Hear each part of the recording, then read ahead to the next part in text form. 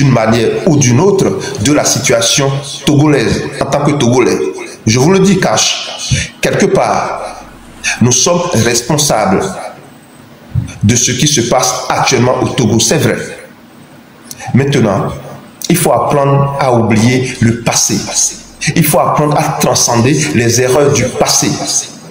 Aujourd'hui, monter sur des panels et accuser les partis politiques, accuser les uns les autres, cela ne va pas dans l'avantage d'une refondation. Cela ne va pas dans l'avantage de la lutte. Ça n'a aucun sens.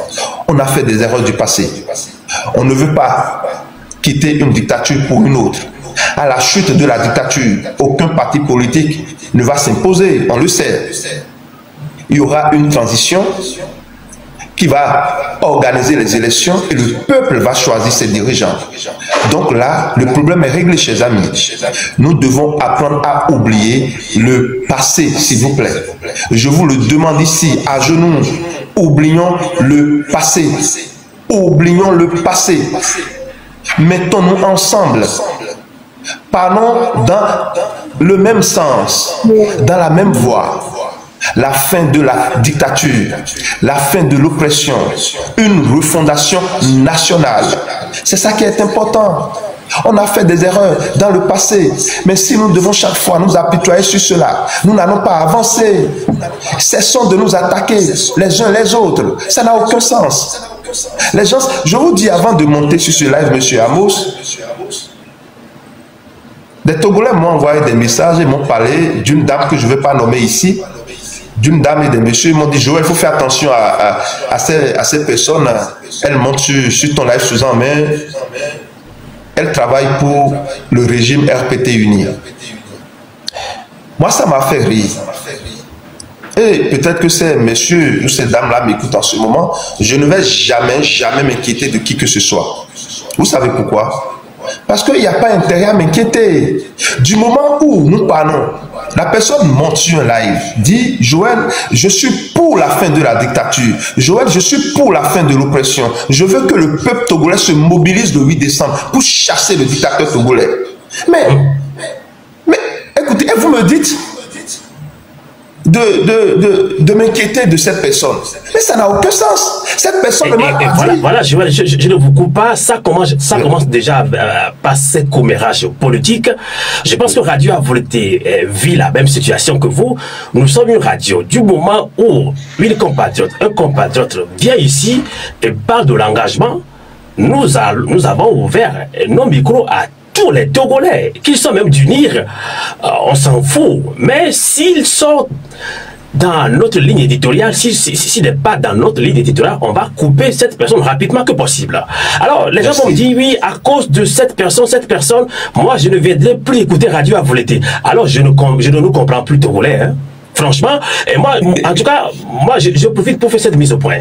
Nous ne sommes pas dans des papatos, dans des bérets politiques. Hein. Quand on Radio Avolté, c'est pour tous les Togolais. Même si UNIR vient dans cette émission une fois pour un débat contradictoire et est dans la ligne du peuple togolais, on va continuer ce combat. Mais s'il est contre notre ligne éditoriale, on va couper cette personne rapidement. Donc c'est pas parce que moi je ne m'entends pas avec cette personne-là, à celui-ci est comme ça, c'est comme ça fonctionne et ces tiraillements sur TikTok Live. D'où aujourd'hui le sujet, comment utiliser TikTok à bon escient pour préparer une révolution, notamment au Togo. Continuez, Joël. Merci beaucoup à vous, monsieur Amos. Chers amis, chers Togolais, chers Togolaises, je vous jure, je vous parle avec une grande sincérité. Oublions le passé, oublions les divisions. Concentrons-nous sur la mobilisation du 8 décembre. S'il vous plaît, c'est important.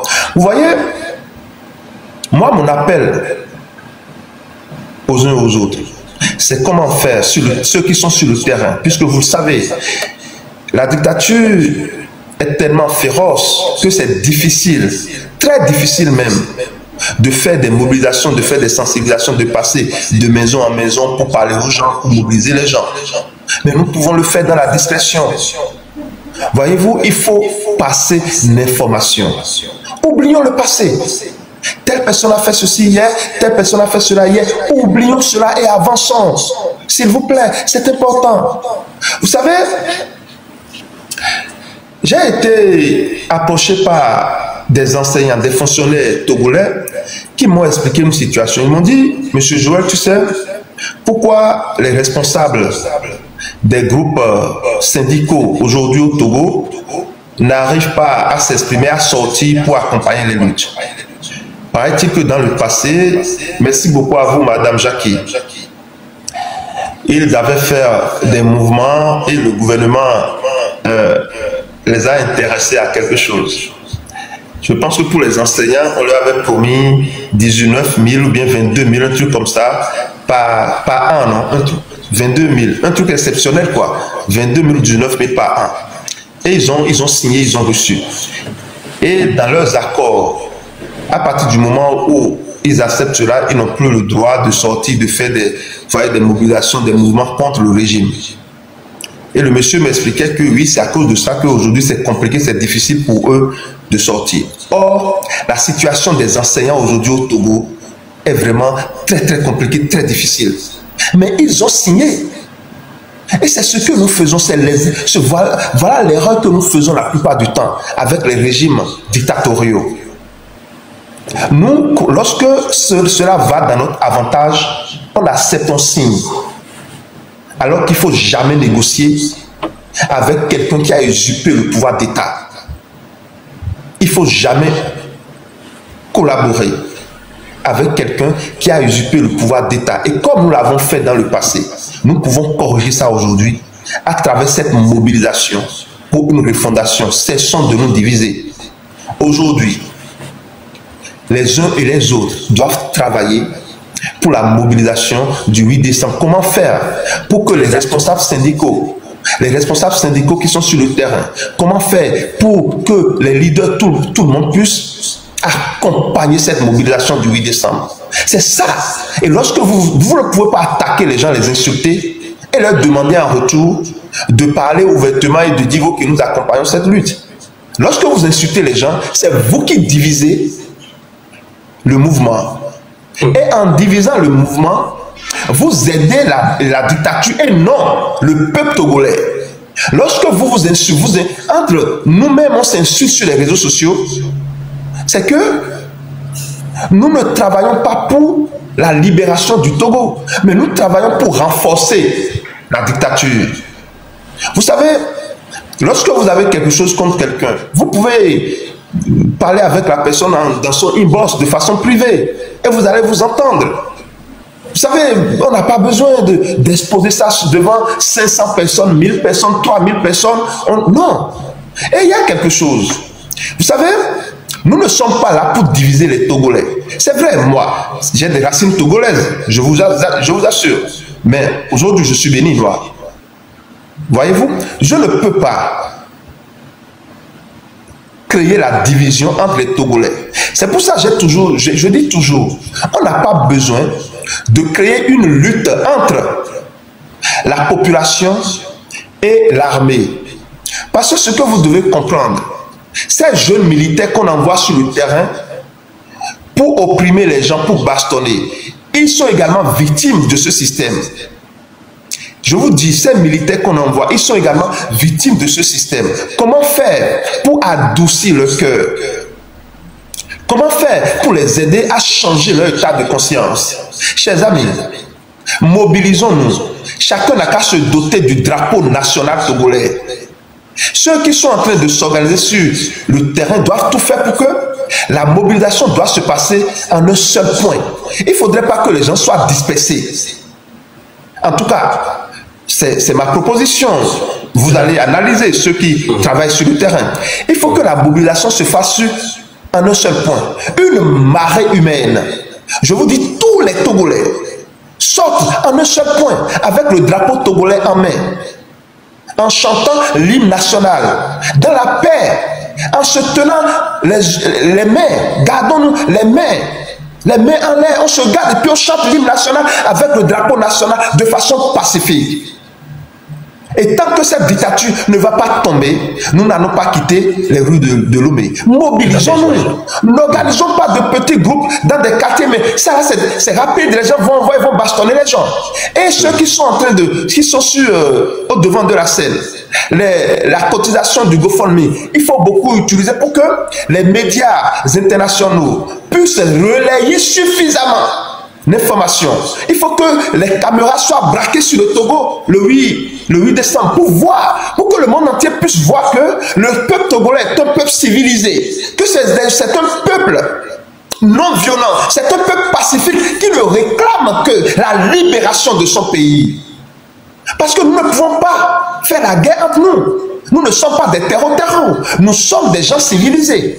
Je vous dis, si le peuple togolais se mobilise, si nous parlons à une seule voix, nous allons faire tomber la dictature. Il n'y a rien à faire.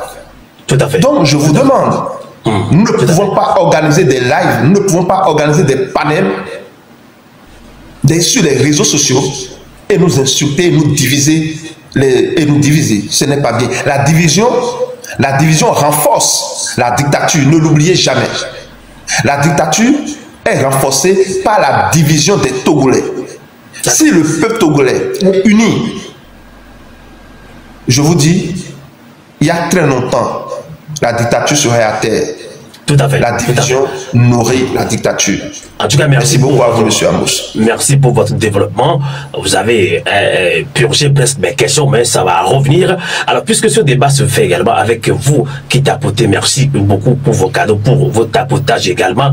Vous êtes dans l'émission La Voix du Peuple de Radio Avouleté et Fenêtre sur l'Afrique de Radio Canal K basée en Suisse alémanique. Aujourd'hui, nous parlons de la dictature qui sévit au Togo et face à cela, s'organiser ou périr. C'est de cela qu'il s'agit avec le peuple togolais où nous formons, nous informons le peuple togolais de la diaspora à utiliser les réseaux sociaux à bon escient. Comment l'utiliser à bon escient? Notre invité est un panafricain, béniment Joël. Alors, comme on va partager ce débat aussi avec vous, j'ai accepté la demande de Adékou, je pense, hein, elle est passée déjà cet après-midi avec nous.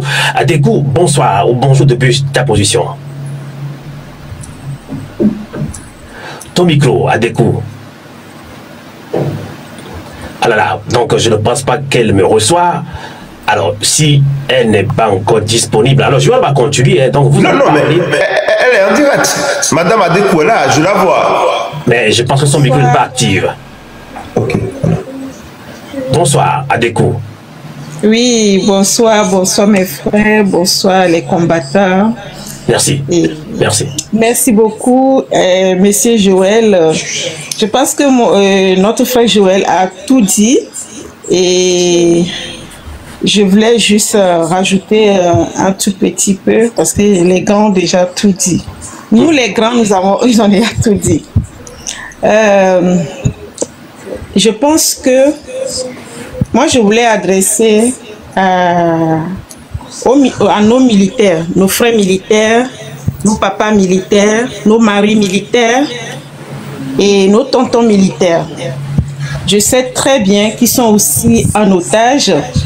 Je sais très bien que les militaires togolais, ils pleurent aussi. Des fois, quand on écoute leur vocal qu'ils envoient, c'est triste.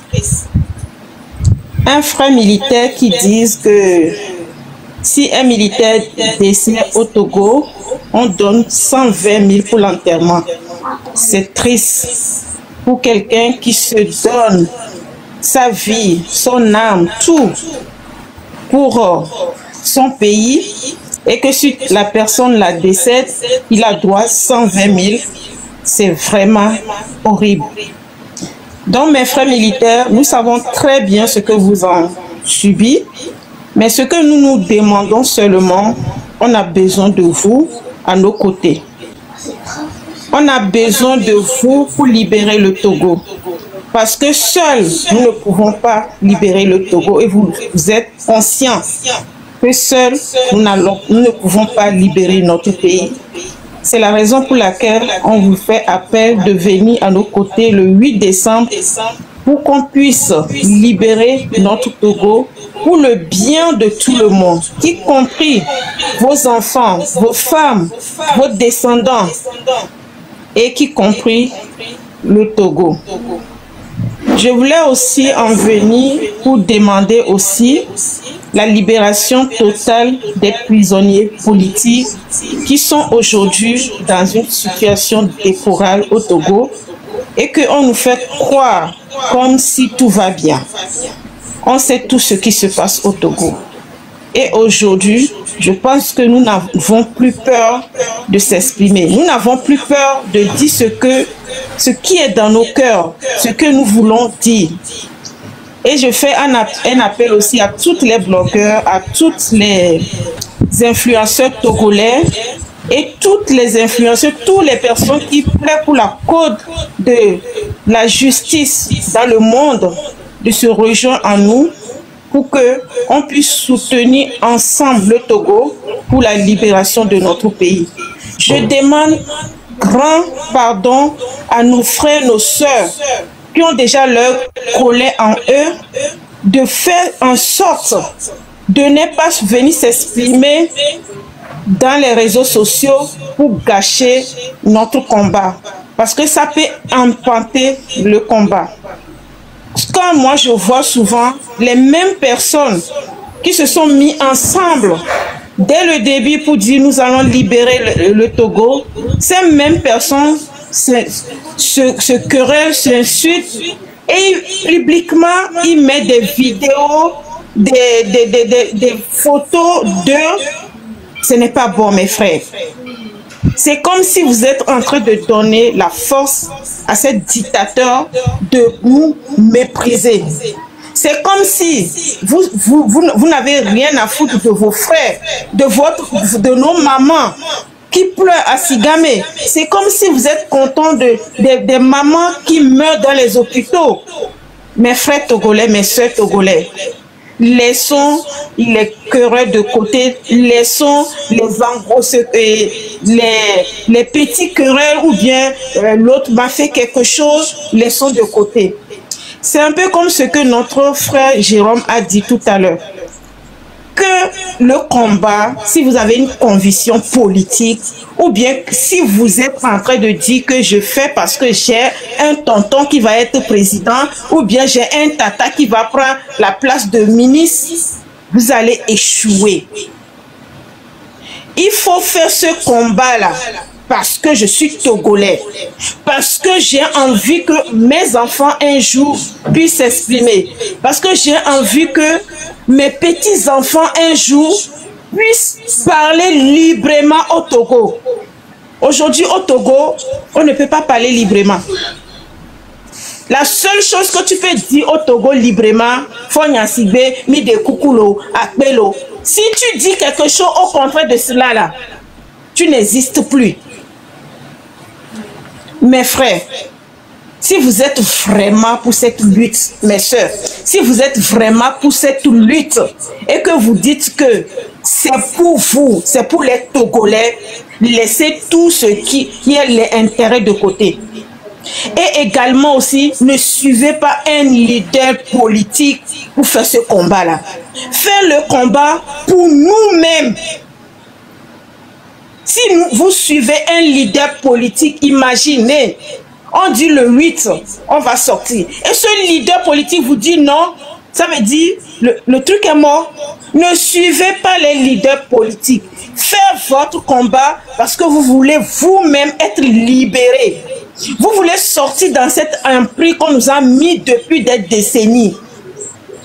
Mes frères de Clouto, mes soeurs de Kara, mes frères de Kara, mes soeurs d'Akposo, mes soeurs de Montier, toutes les frères de Montier, les militaires de Atakpamé, tout ça là, je vous en supplie, on a besoin de vous.